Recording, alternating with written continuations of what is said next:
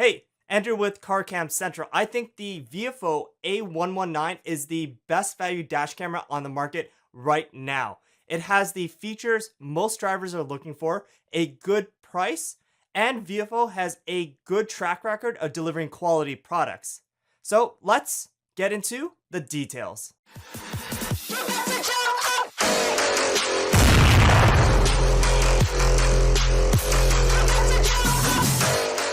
The VFO A119 was launched in July 2016 and greatly improves upon their A118 camera, which we previously reviewed and still recommend. VFO has done something amazing and produced the first dash camera which combines great video quality and warning notifications with a stealthy capacitor design for less than $100. We'll explain what all that means, but if you are new, you might find our guide on choosing a dash camera quite helpful. Let's delve into the camera, starting with the construction.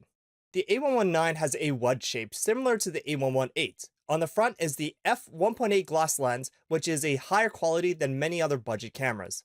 The lens can now pivot from side to side as well as up and down, which allows for increased adjustments after it is installed. Rotating it, you have the 2-inch LCD, which is larger and sharper than the A118 and is a good brightness during the day. On the back, you have the mounting hole and 4 metallic stripes which interact with the optional $10 quick release GPS mount. I think the A119 looks a lot nicer than the A118. Instead of a plain shell, there's an interesting tessellated pattern on the sides which also improve grip when removing the camera. On one side, there's a USB port and AV out. On the other is the microphone, microSD, and reset ports. When tapped, the camera seems to be of average thickness, although the plastic does seem to be a nicer quality over the A118. Pressing on the camera, it's reassuringly solid. I think many people will appreciate its stealthier design. The wedge shape and black color help disguise and hide that it's a camera. However, the new gray adhesive pad is quite noticeable. Looking at the packaging, it's fairly standard for a budget camera. No real complaints, except I wish they used a thicker cardboard for improved protection during shipping. Inside, the camera has the usual cover and lens protector.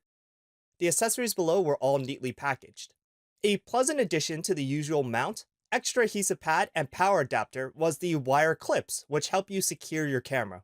I want to give props to VFO for producing a manual that's readable and useful if a bit short. Moving on to installation, it's a fairly easy process. With the camera attached, just peel the 3M tape and press it against your windshield. It's more secure than a suction mount, but I didn't like how the tape jiggles compared to the mount on the Thinkware F50. I couldn't see any vibration in the recorded video. There is an optional GPS mount for $10 which transmits power and coordinates to your camera through the pins. GPS in dash cameras is used to log your speed and position, not give you directions on where to go. It also helps in 2 other ways. First, you don't need to remove the USB cable before pulling off the camera. Second, the cord inserts from the top, which avoids having the cable awkwardly stick out if you're using the non-GPS mount. VFO included an 11.5-foot power cable, which is longer than the standard 9-foot length found in most dash cameras. This lets you route the cable around the windshield in larger vehicles.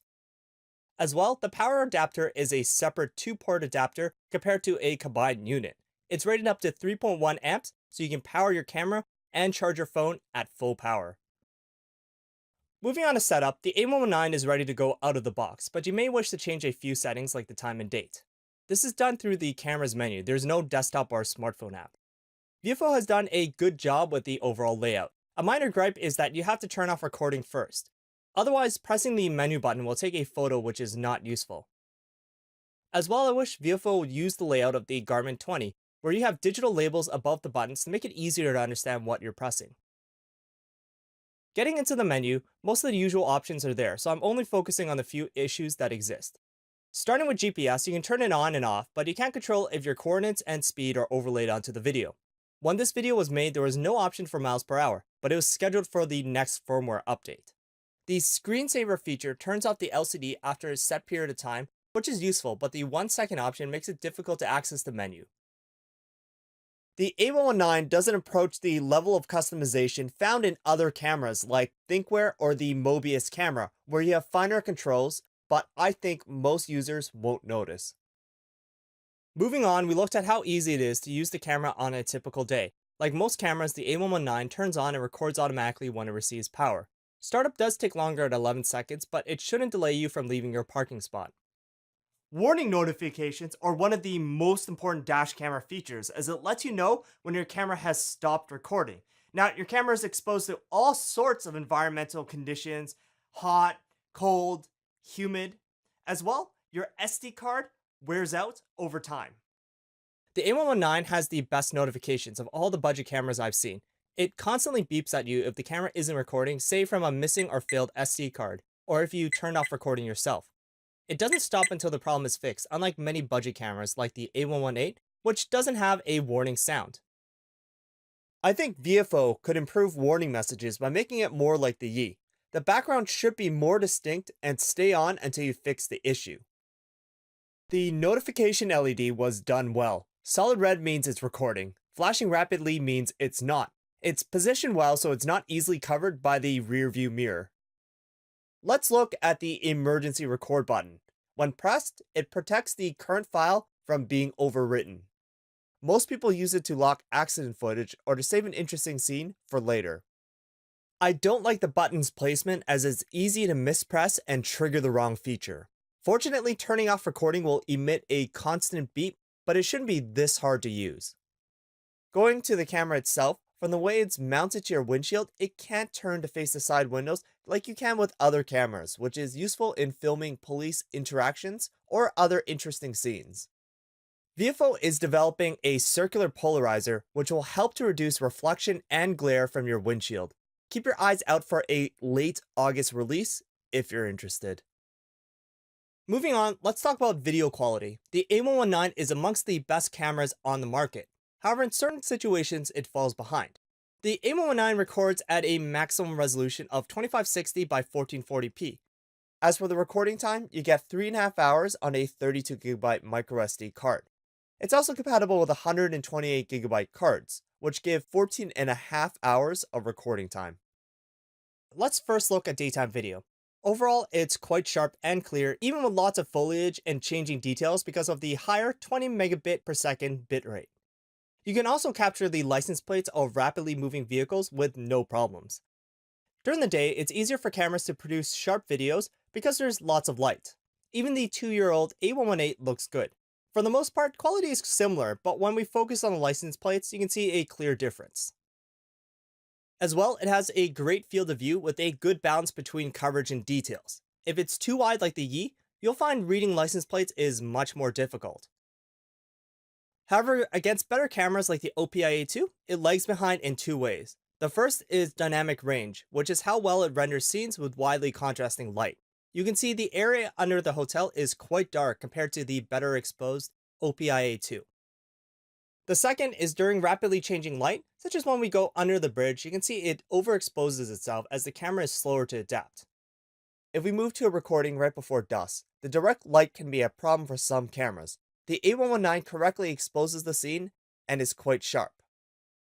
Now, let's move to nighttime video. At night, the A119 does a fantastic job under brighter city lighting, but can fall a bit further behind in low light situations. I do expect video quality to increase as VFO releases updates. Even now, the night video quality is amongst the best cameras. When you look at the video, it's quite clear with less noise than many other cameras. The A119 absolutely destroys older cameras like the A118. It's sharper and clear under all conditions. In this example, the license plate is far more legible and you can make out details along the side of the road. Against the Yi, the A119 does better in city lighting and has increased sharpness. In this moving example, the license plate is readable in the A119 but not the Yi. Under lower light, the A119 tends to use a longer shutter speed, which causes the videos to blur slightly. You can see the license plate and the truck isn't as sharp as the Yi.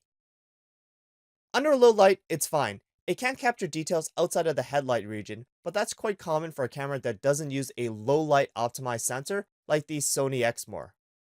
We also tested the camera to see if the focus is affected under hot temperatures. We placed it in our hacked thermal oven at 60 degrees Celsius for 30 minutes. There was a minor reduction in quality, but it's much better than the Yi we previously tested. The A119 also benefits from using capacitors, not lithium-ion batteries. These are used to store energy to safely shut down the camera after losing power, and capacitors are much better at handling heat. VFO rates the maximum temperature limit at 65 degrees Celsius, which is a little higher than most budget cameras. Overall, most users will be quite pleased with the A119's video quality under most lighting and temperature conditions. If you want to look at the original raw footage, we have it available along with screenshots for easy comparisons on our website. Moving to other video features, the A119 has a motion detection mode, which is supposed to be used while parked to save space by only writing videos to the SD card when something happens.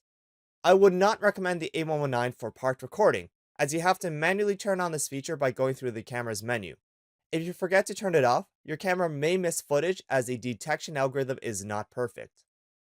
The A119, like most dash cameras, has a microphone, and we found the audio quality to be fairly average. This is a test of the A119's microphone quality. So we just also had someone who nearly got run over by a truck. Luckily, no accidents. To play back videos, you can use any modern player like VLC, but to see your speed and position, you will have to download the third-party dashcam viewer program. It will show your route and speed on a map, which is useful if you have teenagers or guests using your vehicle.